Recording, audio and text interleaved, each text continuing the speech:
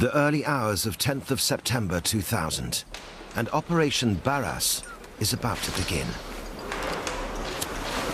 Commandos from Britain's elite fighting force, the SAS, are preparing to engage in one of the boldest rescue missions in modern history.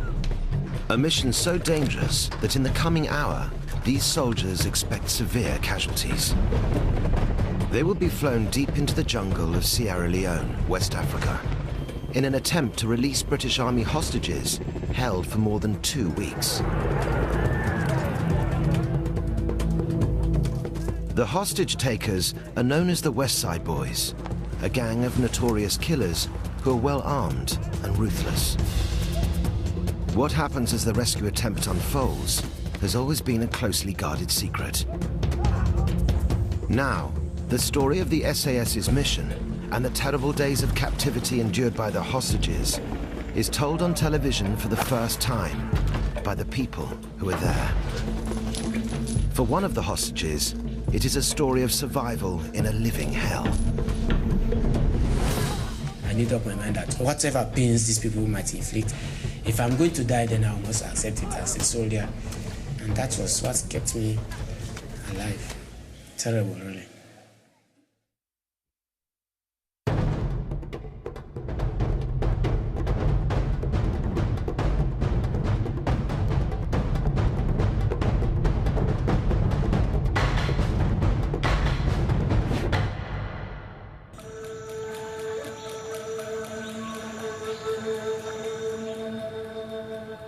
It's daybreak, and many of the rebels guarding the hostages are sleeping off the effects of a night of heavy drinking. They've emptied crates of beer that have been supplied by British negotiators to make them a little less battle-ready. But these will be no pushovers for the SAS. The gang is armed with everything from AK-47s to anti-aircraft artillery. And many are hardened ex-soldiers, conditioned by countless atrocities against men, women, and children.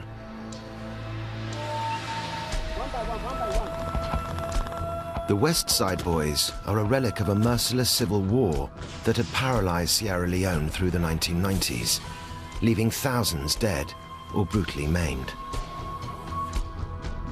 The ultimate prize was not political power, but what came with it. Control of the country's rich diamond mines. Murderous gangs like the West Side Boys caused the international community to fear the total collapse of the country. We saw Sierra Leone threatened by vicious thugs motivated by criminality, by money, by power.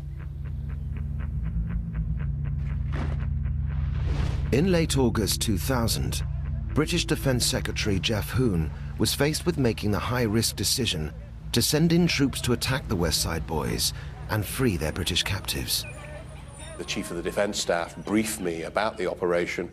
He could not rule out British deaths, and it was a difficult judgment in the light of that advice as to whether or not we should go ahead.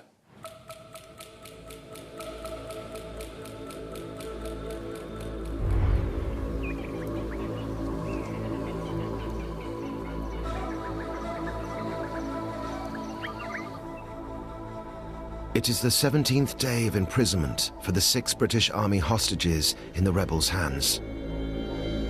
If it is a day like any other, then these men of the 1st Battalion, Royal Irish Regiment, could face a severe beating or a mock execution. Their commanding officer is Major Alan Marshall. It was his decision that led to their capture, and only his ingenuity and quick thinking that has kept his men alive throughout the worst of their ordeal.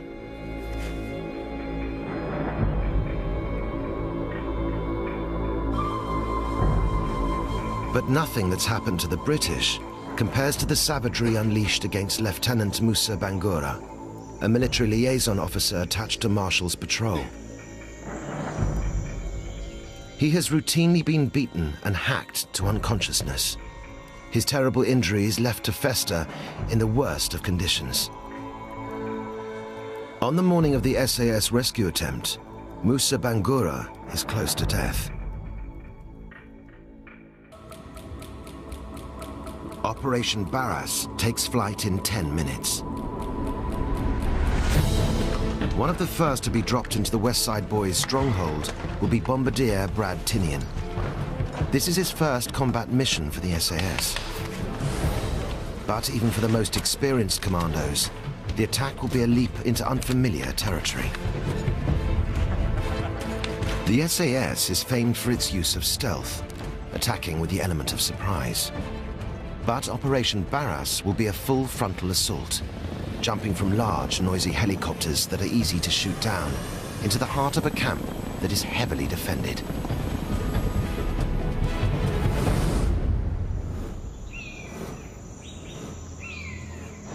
The SAS mission is the climax to a chain of events that began 17 days earlier.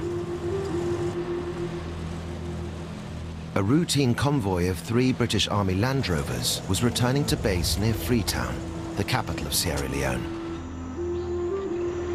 The patrol consisted of 12 soldiers, 11 British, and Musa Bangura, then a lieutenant in the Sierra Leone Army. We've been together for over 2-3 months, so I know most of them. I know Major Alan Marshall, Captain Laverty. In fact, Captain Laverty was my counterpart. He was the appointed liaison officer. As the convoy approached a roadblock manned by UN peacekeepers, Major Marshall was about to make a decision that would haunt him for the rest of his life: to divert his patrol off its planned route. Major Alan Marshall spoke with the commander. We were still in our vehicles. After about 2 minutes, he came back into his own vehicle and we diverted. Marshall and most of his patrol still serve in the British Army and are unable to speak publicly. However, the story of what happened next has been pieced together with the eyewitness accounts of Musa Bangura and another key player, Lieutenant Colonel Simon Fordham, who was then Marshall's commanding officer. His liaison with the Jordanians was valid. He did that for perfectly proper, viable military reasons. And whatever Alan did and does as a military officer, he does because he perceives that to be the correct course of duty. There's no question of any map reading error. There's no question of not knowing what he was doing. The British patrol had entered a territory known as the Okra Hills. Musa Bangura knew immediately that they were gambling with their lives in a place where extreme violence had become a way of life. Musa had good reason to be fearful. Years earlier, he had witnessed a failed mutiny in the Sierra Leone army. The rebellious soldiers were thrown out, but many had ganged together, eventually calling themselves the West Side Boys. They were united by a common grudge, especially against serving military officers. I started asking Captain Laverty, can he call the OC and ask him, say, I'm concerned, where is he taking us? This area is a West Side Boys infested area. If they see us, they will definitely open fire without even asking.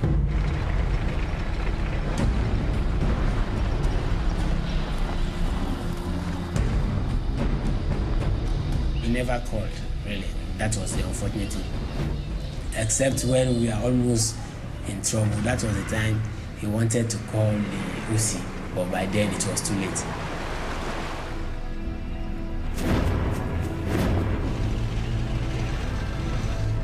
Please! Sorry, tactical, not ahead.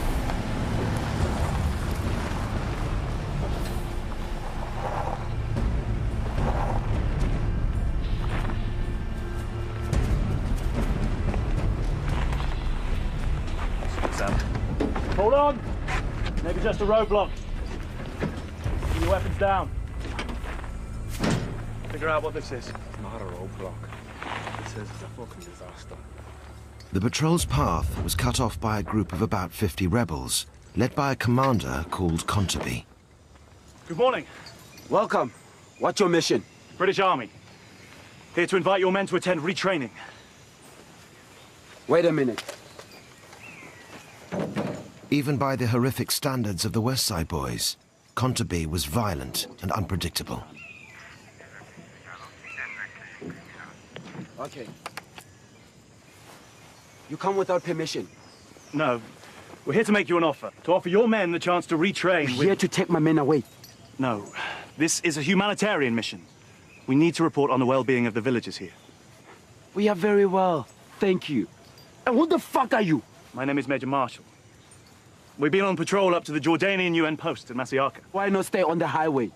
All this West Side territory. We have a responsibility to... It's your responsibility to do as you're told. You shoot, you all die. Corporal! We have a 50 caliber weapon, big weapon. And one of the soldiers really wanted to open fire. I saw the OC giving him instructions. I think that made him not to shoot. But he really wanted to shoot. He was brave. Order your men to hand over all weapons. Now. We can't do that, I'm afraid. In the interest of safety, I'm going to ask my men to put down their weapons. They cannot surrender them. I'm not debating you, British Army. Now. Okay. Give me a moment to talk to my men. I'm going to ask you all to disengage and hand over your weapons. Sorry about this, everyone. Just need to sort this out. Shouldn't take long. We'll be back on our way.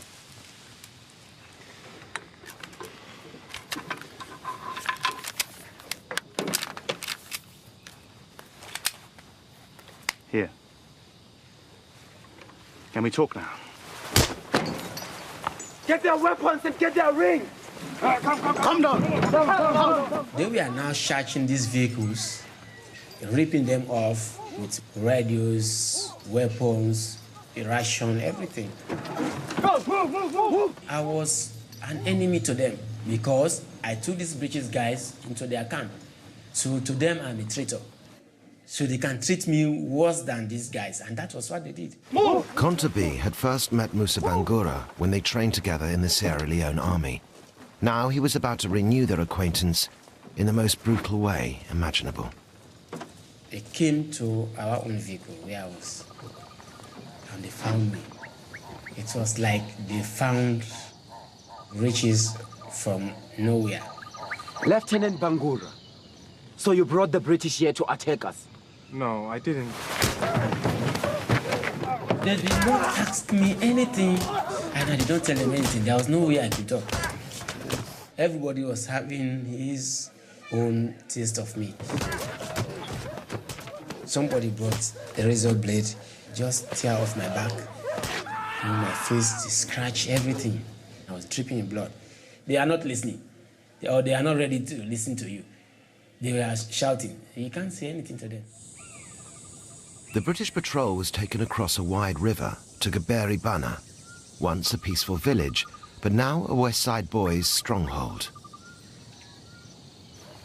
After standing for hours in the hot afternoon sun, the hostages had their first encounter with the rebels' leader, Brigadier Fode Kale. He was an ex-army corporal and a notorious torturer and murderer.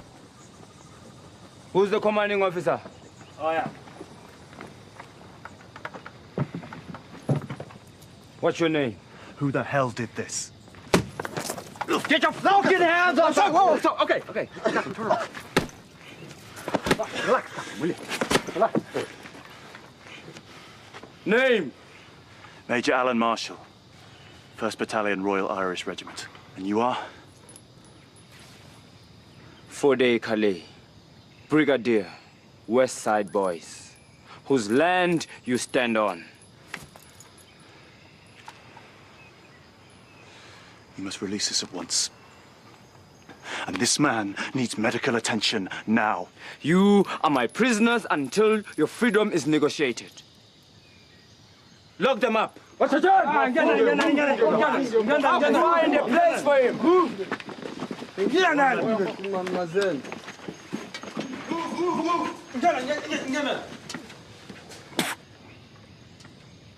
Lieutenant Musa Bangura. From now on, Camp Commandant Kontabi was to personally supervise Musa's torture.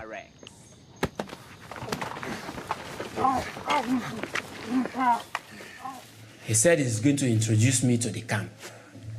They tied me up, my hands behind my back with my feet, and they dragged me out.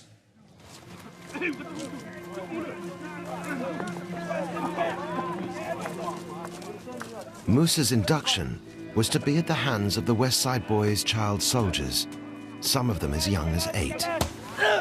They brought in dozens of these small boys. They call them SBUs. It's like small boys units.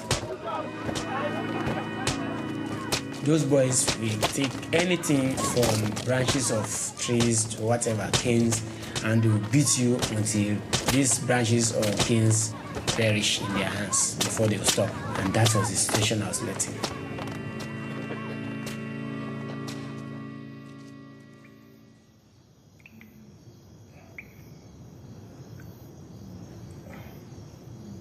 Musa regained consciousness in a so-called dungeon. In reality, one of the camp's latrine pits. I was kept there for the rest of my stay in the West Side Boys. For me, the dungeon is my own accommodation, it's my room, my everything.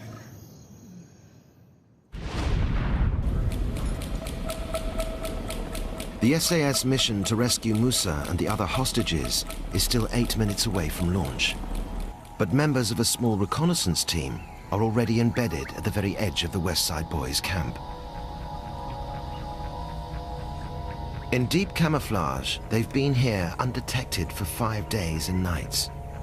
They've eaten, slept, and worked while barely moving and under constant assault from jungle insects and the soaking tropical heat. Just great. Sierra Green Alpha, all quiet. Everybody's sleeping off the effects of the hooch. Roger that. Same here. Sierra Green Beta. All clear around the target?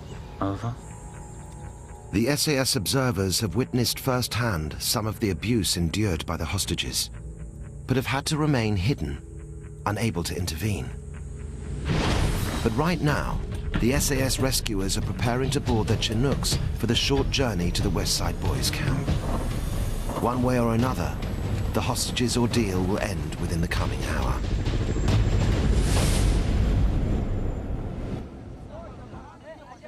Throughout their long days of captivity, the British hostages have been trapped in a brutal game of Russian roulette with rebels whose violent behavior was fueled by drink and drugs. But the target for their most savage abuse was always Musa Bangura. You know, I was having so much pain that at some point I never felt any pain. Even when they were beating me, I would not feel pain because it's like my body became immune to the beatings and all these terrible things that were happening to me. And these guys would come in the morning, afternoon, or whenever, drag me out of this pit, give me thorough beatings, and throw me inside the pit again.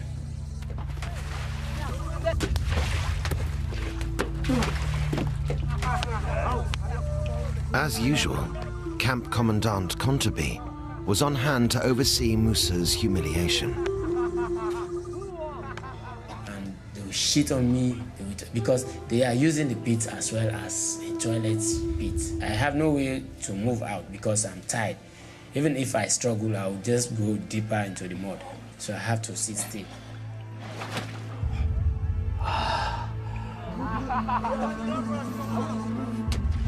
After they've shit, some of them will come, oh look, you're all dirty, let's come and clean him. And then 4 or 5 of them will stand on top of the pit and they'll start to urinate on my head so that the shit will drain off, you know. And unfortunately, that is my accommodation. My food was also in that place. I have to drink some of the mud. But it's terrible, it's just too bad, it's just terrible. No, I never knew I was going to come out alive in that situation. I never knew that.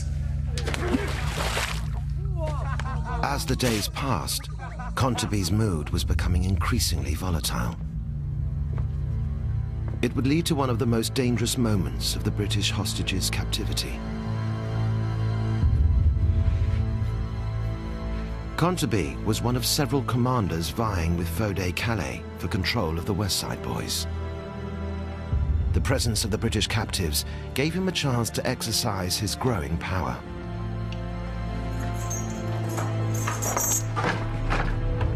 Out! Out! Okay, okay. Let's do the fresh air. Now, move.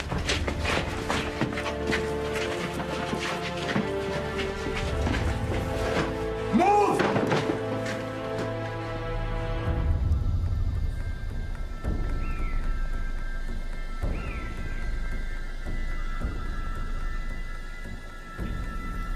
Good morning, Brigadier. Why did you speak? Who gave you permission?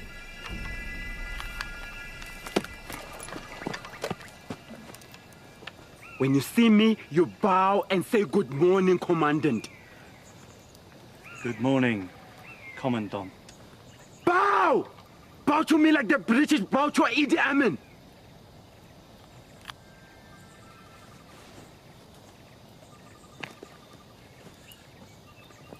You?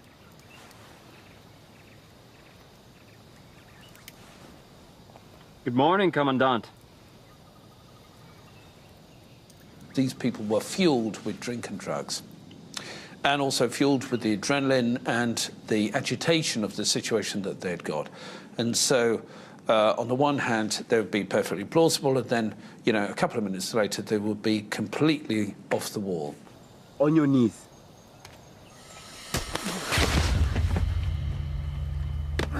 Major Marshall really had to be careful not to get frustrated with this or lose a temper or react, because the only reaction would have been that the West Sider would have picked up his weapon and opened fire. And put your hands on your head!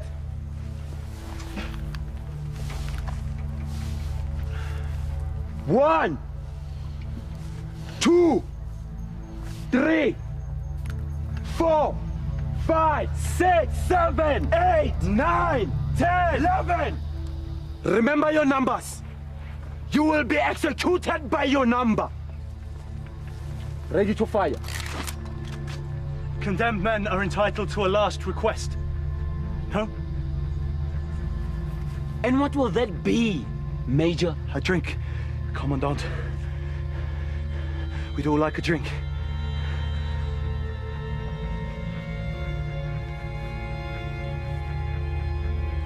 Why not? Go and bring enough for everyone. Marshall was desperately gambling that Conterby couldn't resist any excuse for alcohol. Marshall will probably remain pretty tight-lipped about what happened during that time. Almost every day he came across this kind of situation, and it reinforces this aspect that his approach was to resolve the situation successfully. And at times he was prepared to do it at the prospective cost of his own life in place of the men that was with him as well. This time, Marshall's quick thinking worked. Conterby walked away to his own stash of alcohol and passed out. The threat for now was over, but their lives would be in constant danger until the hour of the SAS assault.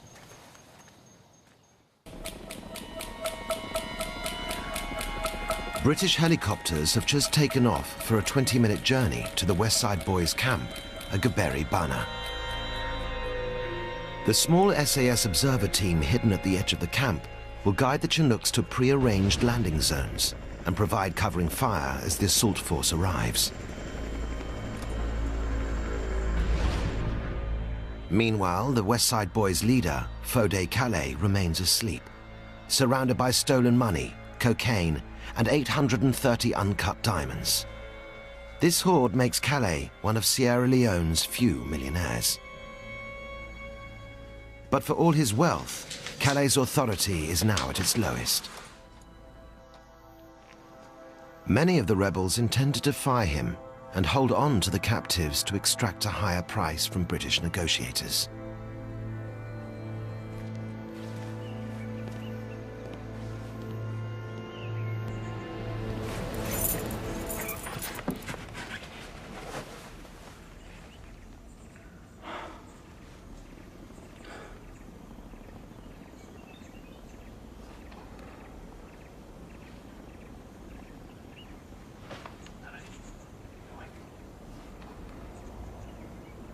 No, I'm not. Something's up. I don't hear anything. Really, something's up.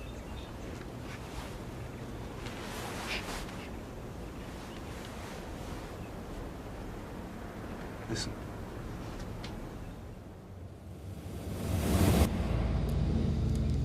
In the early days after the patrol's capture, British Army commanders in Sierra Leone had tried to secure their immediate release, but had got nowhere. The West Side Boys had not even given any evidence that the hostages were still alive. Any news? Not since this morning when they confirmed the RV. Okay. But Marshall's commanding officer, Lieutenant Colonel Simon Fordham, was about to meet Fode Calais for the first time. I became insistent that I wanted to speak to Calais because I wanted a reassurance from him that the patrol was unharmed and was going to be released. Eventually, after a lot of arguing with the West Siders, they agreed to a meeting at 4:30 that afternoon.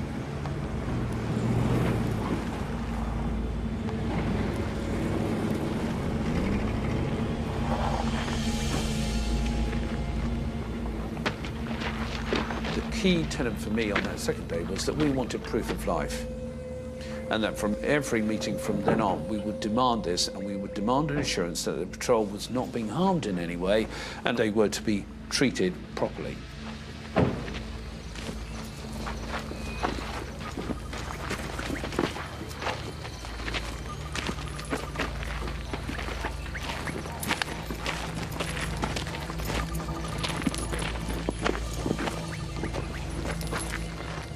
Colonel, we have more negotiations, eh? We want this resolved as soon as possible. So do we. Fordham was about to learn how difficult that would be. You bring what we demand. We have food, water, medicines, and the sat phone.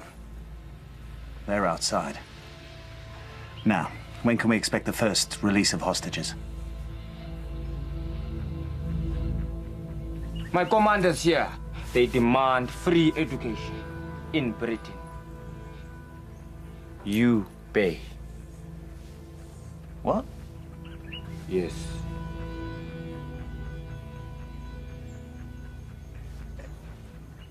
Any idea what it is you'd like to study? You pass on our demand. I'll alert the University of London. I was particularly concerned about was that the patrol was going to be shot and killed out of hand. And it would either be as a deliberate act that Calais would do because he just couldn't handle the situation, or that the anarchy in this group will get out of control, especially at night, and an accident could happen or things could get out of control and the patrol would get hurt. So it was very important that we got the patrol and got these soldiers out of this situation as quickly as possible. Now, let me talk to Captain Laverty. I want to see how my men are being treated. They are soldiers, Colonel. They are treated as soldiers. It was quite clear to me that we were going to have to mount a rescue operation. We might get somewhere with the negotiations, and if we were, it would have to be quick. And that's really the premise upon which we then went on. Oi! You stay there! Stay there! Hello, Captain. Can you tell me how you all are? We're all being treated well, sir. Including Lieutenant Bangura. You tell everyone we're going to resolve this very soon. We're doing all we can. Will do, sir.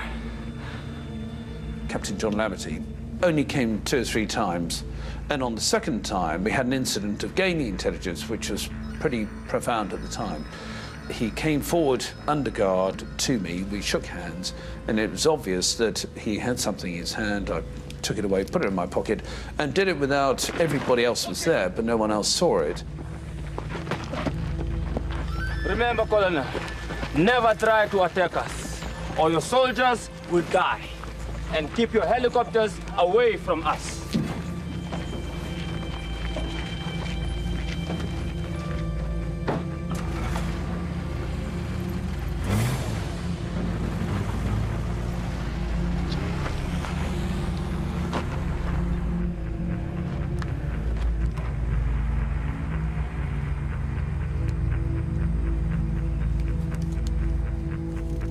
which was a map that had been drawn by the team of where they were being held, what buildings they were in, where the sentries were, and that was invaluable information because satellite photography can give you where they were, but what you don't get from that is actually what is going on the ground.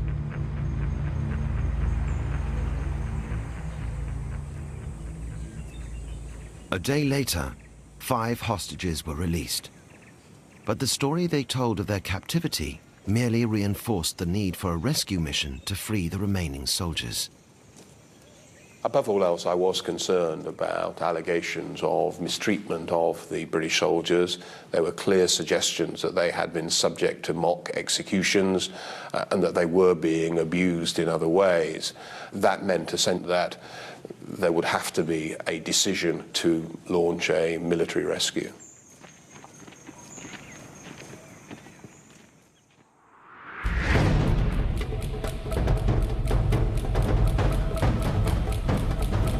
That military rescue mission by the SAS assault force is now within visual range of its target. Brad Tinian will be in one of the 6-man rescue teams whose task it is to reach the hostages before the West Side boys can kill them. Oi! About 6 minutes out. You ready? Think so? Gotta get in there. No different for the rest of us.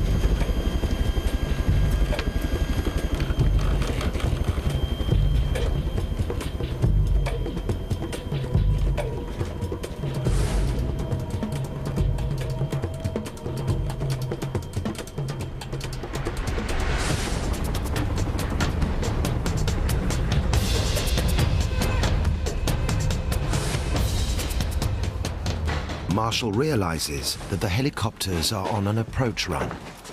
The next few minutes will decide the hostages' fate.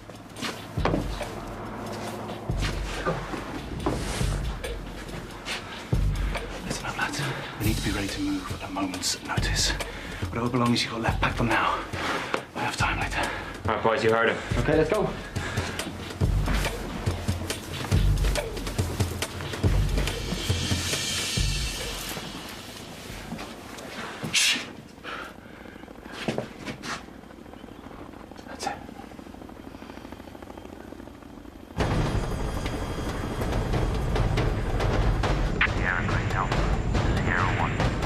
At LZ1.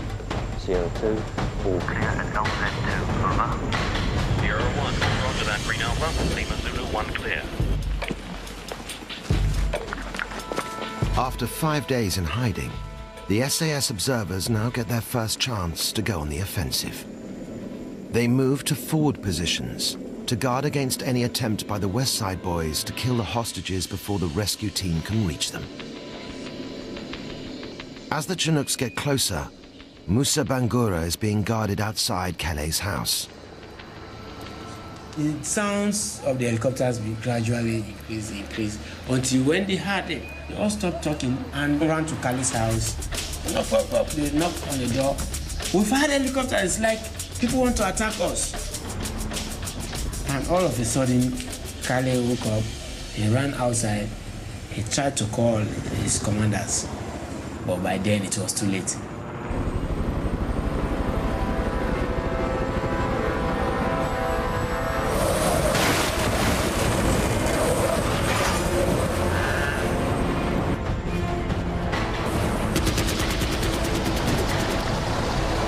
This is England!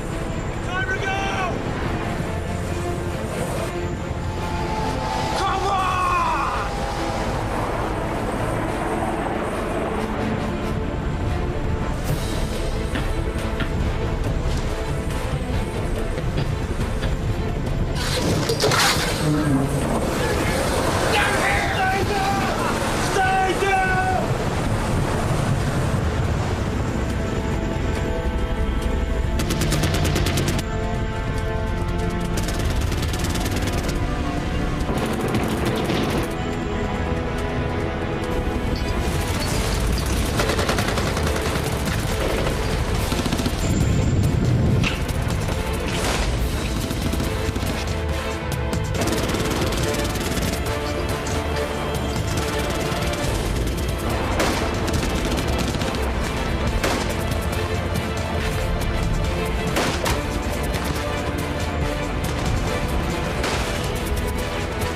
Brad Tinian is hit by a single round.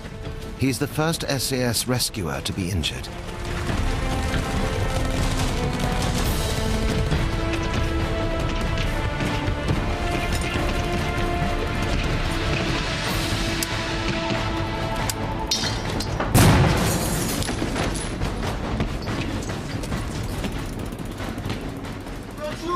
Fode Calais' reign of terror has just ended. He's one of the few rebels to give up without a fight.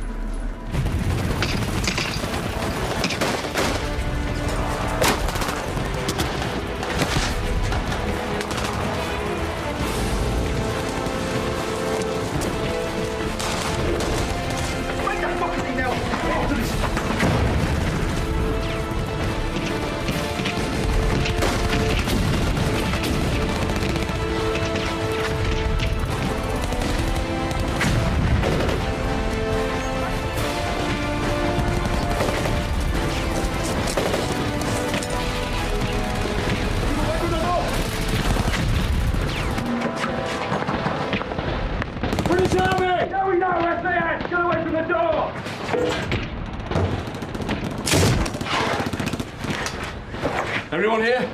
All 6 British, all except Lieutenant Musa of Sierra Leone. Where can I find him? You're back out on the veranda. You look left, it's a large white building. He's in there. Okay, everyone all right? Aye. Stay here until I get back. Here.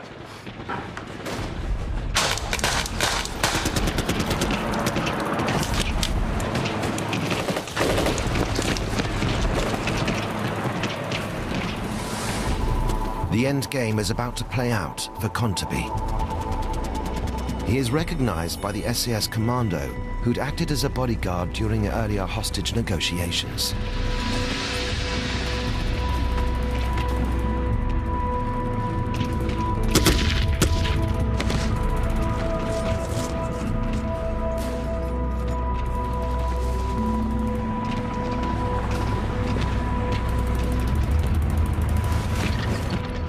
"50 meters away, Musa is trapped under wreckage as Calais' house collapses during the attack. I was there until when I heard voices calling my name, Musa, Musa. Musa! Musa! That time I recognized that these are British voices. Don't move! If you move, I shoot! I said, oh, don't shoot, it's Musa.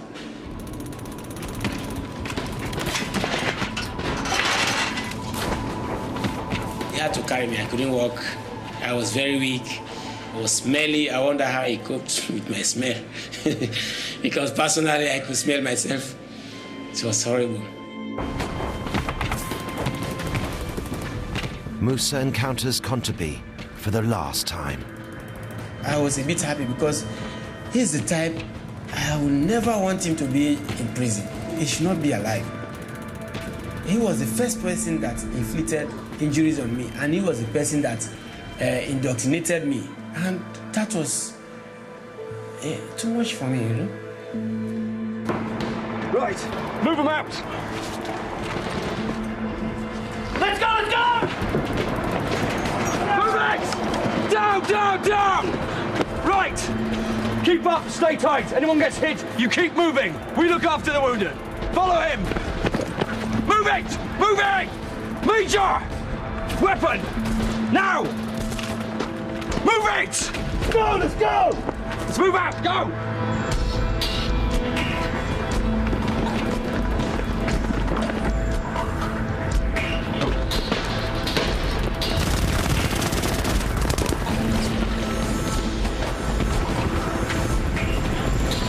Let's get out of here!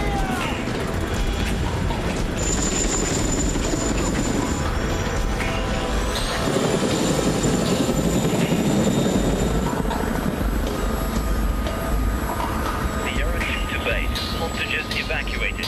Hostages evacuated.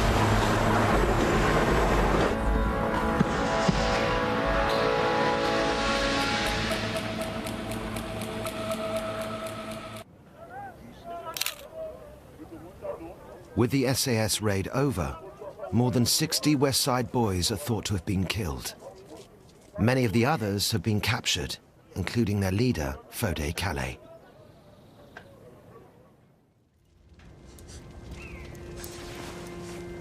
remember me, you piece of shit. He will be moved to a prison in the capital, Freetown, but not before rings stolen from the British hostages are reclaimed.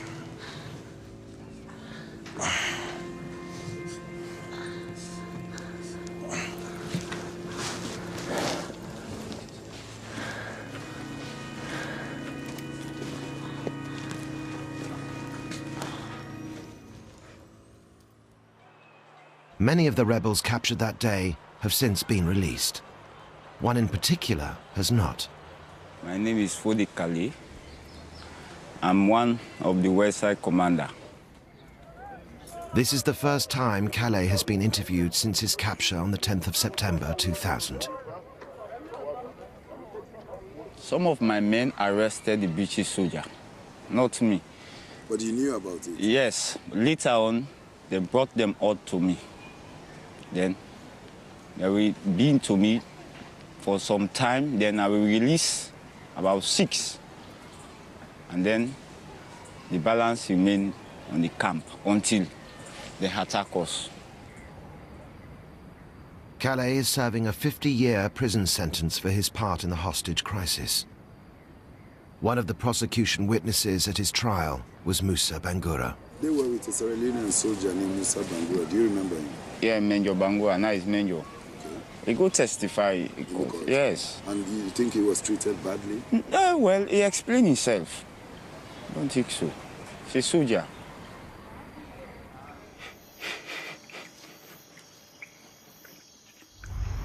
This is war. Without war, this will not be happening.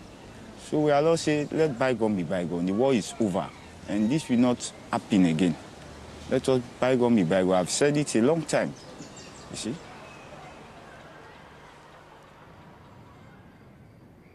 The raid to rescue Musa Bangura and the British hostages hastened the end not only of the West Side Boys, but also the disastrous civil war in Sierra Leone.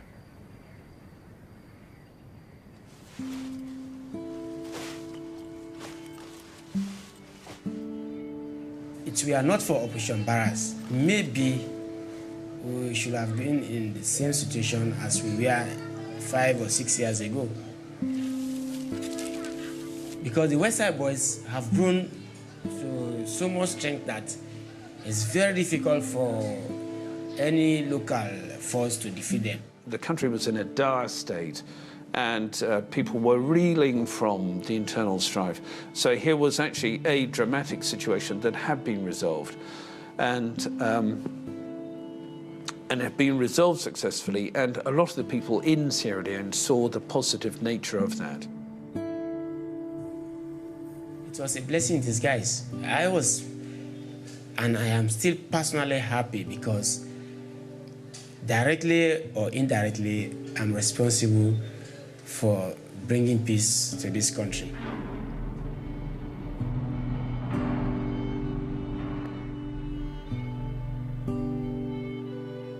It was a tragic thing to happen, but this was an operation to save and support soldiers that were in peril.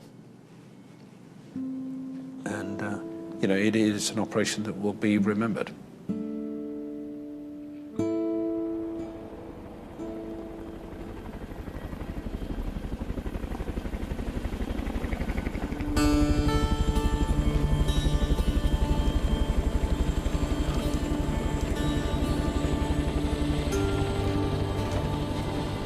Major Alan Marshall will remain in the British Army. Lieutenant Musa Bangura will recover from most of his wounds. He will be promoted to Major in the Sierra Leone Army.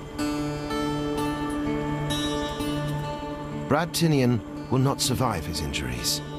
He's the only fatality among the British rescuers.